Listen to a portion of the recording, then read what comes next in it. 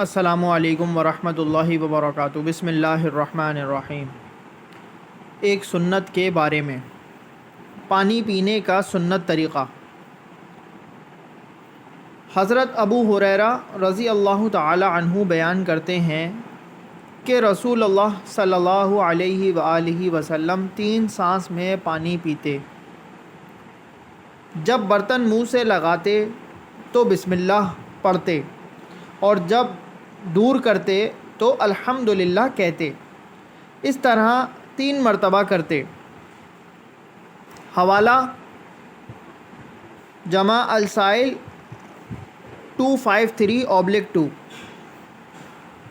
یعنی 3 سانسوں میں پانی پیتے، اور جب پانی پیتے تو بسم اللہ پڑھتے، اور جب برتن منہ سے ہٹاتے تو الحمدللہ کہتے۔